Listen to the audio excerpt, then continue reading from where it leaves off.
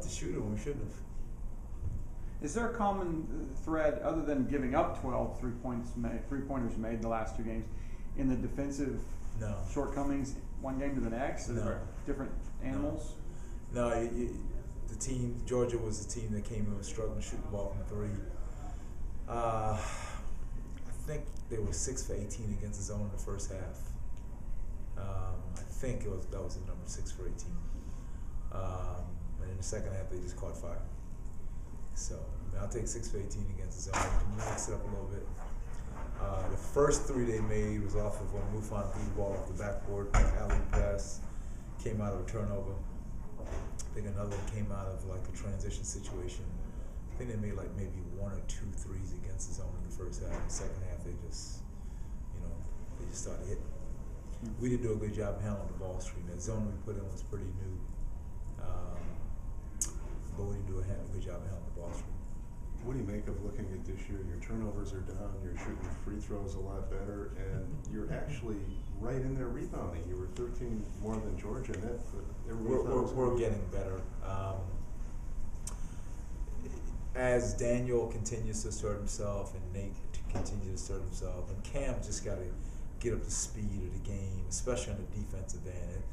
When we play against teams that set a lot of screens, it's a tough game for Cam to be involved in because he just didn't play against a lot. He played a lot of 2-3 zone in high school, and didn't run against a whole lot of intricate things. So it's one of those deals like as our bigs continue to improve, and they will, then I think you'll see overall, better results, if you will. It's a good team. Just we got some young guys in the middle. Let's just gotta keep bringing them along. Has Nate been surprising you along? Very surprised. Very surprised. I thought he's a guy that would be eventually a good player down the road. I love his attitude. I love his work ethic. He's a much better athlete off the floor than I thought. I don't know if you saw the block shot hit against Northwestern, and even when the baseline drive that Mo had in the game, he stepped out of bounds in the first half. We threw it to him in the middle lane. He got it pretty quick and dunked that ball. And I was watching the tape. I didn't realize he dunked it. I was paying attention to the whistle. I was like, but he got off the floor real fast. And he's a very willing rebounder. I'm very surprised how fast he's coming along. Is there to piggyback on Matt's question a little bit, on Jim's question, is there a relationship between the fact that y'all are out rebounding teams despite being smaller and the fact that 3 teams have hit more than 10 three-pointers? Y'all trying to pack it in to not give up the easy baskets to try to take away that height disadvantage that you're at? Again, I think Tuesday night was a case of us playing zone, basically daring them to shoot it. Mm-hmm. Northwestern's just a great three-point shooting team. Okay. Who was the other one that hit 10 threes? I don't know. I just saw in the notes that there's 3 teams that have hit 10 three-pointers. Can I write that? I can't remember. Yeah. Well, if it was Kennesaw, I think it was Kennesaw. We didn't defend. Yeah. Just didn't defend. We just didn't defend. So there's not a relationship. It's just. I don't think so. Okay. Against Kennesaw, especially the kid Dixon, our whole thing was to make him go to the basket. First play of the game, he goes to the basket, time up for a jump ball. And then inexplicably the rest of the game, even though we kept telling him make him drive, we ended the shot clock. We just kind of backed off and let him shoot it. And I don't want to. I can't think of a better word than this. But are you surprised that y'all out rebounded most of the teams you played? No. Okay. No. I think we talked about it early in the year. When we've had teams like this where we had, when you had McHenry and Chenship, I don't think either one of them have averaged more than 5.5 rebounds a game. But the other guys know, especially our size on the perimeter, they know they're going to come back and dig out, rebound the ball. You look at last year's team, and it's just such a weird dynamic. You got last year's team. You got freshman Mufon, freshman Brian, freshman Glenn, sophomore Iman, and they look and say, we got big guys now. We don't have to rebound, so they're running out of there, thinking that Derek Ghani will clean it up. It doesn't work that way. Now, after a year more experience, they would realize that, hey, we got to dig back below the foul line and get some rebounds. And box out, and just chip a man off, whatever you got to do. And now you see it. That's why your better rebounding teams tend to be your more experienced teams, because they understand the value of just, if I just take you out of the play, I don't care if I get the ball, just take you out of the play, that's not at least 2 people, because they're going to send 2 back. Just you start doing the math in your head, and you do what we're supposed to do, it'll be easier to rebound the ball. So with the exception of the Kennesaw State game, then you're mostly pleased with the 3-point defense that you. I am pleased with it. Oh, you're not pleased with it. Okay. I'm not pleased with it. No, you asked me if there's a common thread. Right. No. The Georgia game, I'll put that on the scouting report. Okay. because we were like, hey, let's see if they can make some shots. Right. The last three is inexcusable because we said, Darryl actually went through to everybody as we came out of the huddle and said, hey, do not leave number 3. Make sure we don't leave number 3. And we left them and went down, tried to make a steal. It reminded me of the Virginia game a few years ago when we told them don't leave Jamil Tucker. Right. Kid drove by him, one of our guys reaching, trying to get a steal. They throw it back to him 3. The game goes in overtime. Now, after the game, obviously, not as much time to think about it, but you had said that Mufon had to leave because you didn't want the guy to have a clear path. Watching the tape, that wasn't the case. Okay.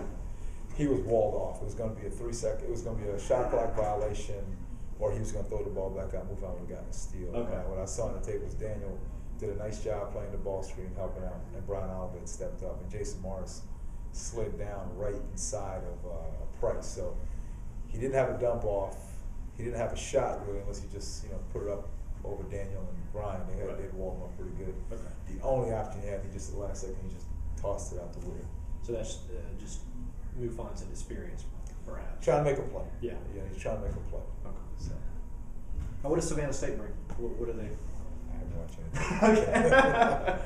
I was out recruiting early this morning, and I've been dealing with some different things, and I've been reviewing our the 4 games that we've lost, just trying to look for, you said, some common threads. I'll watch them tomorrow.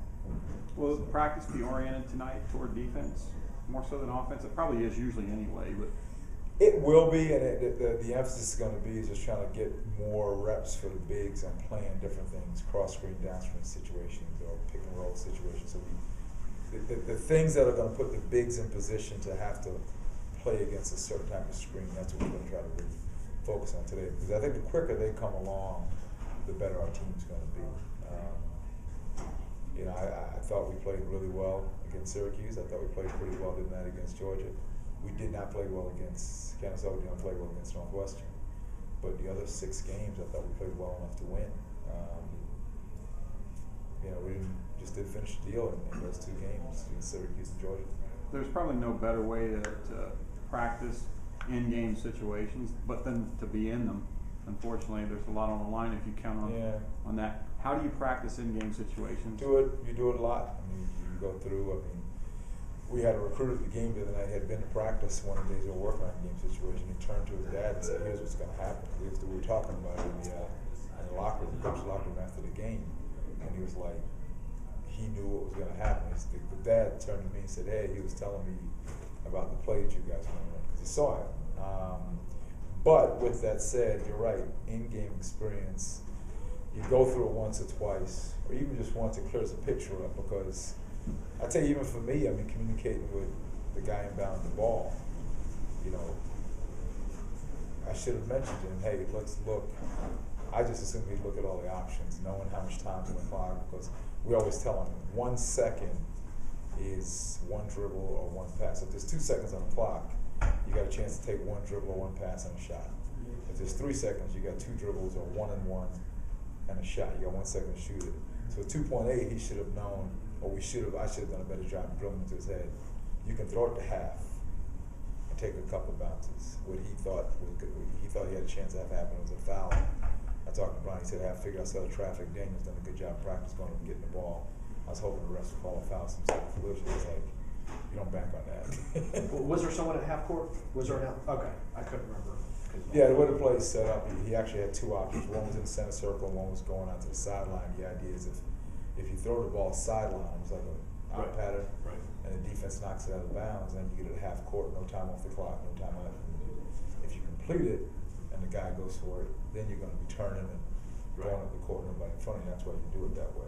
So you had Iman at half, Glenn at center, Leslie or one of them was stuck with it. One of the guys in the ring. The other 4 guys were surrounding Daniel. So 1 pass fake, and boom, you got 2 dribbles and a shot. So Paul, how about we talked at the post-game press conference about you called that timeout so you could set up your defense with about 6.8, but yet they were able to burn a few seconds off the clock and get up to almost half court. Was that crucial right there? You lost a few seconds. It was. We missed the switch. They had a little triangle set up, and we missed the switch. But still, I don't think you can ask for much more than 4.8. We're downstairs. Okay. Yes. Yeah. 4.8. And they're on the line. As soon as he missed the first one, it's like, great, okay. You know, you figure out he's going to make the second one. If he misses it, we get a chance to go on court. What kind of foiled that plan was they were pretty physical in the free throw box out and knocked the ball out of bounds. And instead of having the ball, a live ball with 4.8 to go, and turn the floor with them, because if you remember, they had 3 guys in the backcourt. So we get the ball to Glenn or Mo, we're going in transition. You got 4 dribbles before you take a shot. You can go coast to coast in that time. So them being real physical in the free throw box out, you know, kind of hurt us a little bit. When you look at the attendance, 6,700, how much do you as a coach see the attendance and feel it's your responsibility to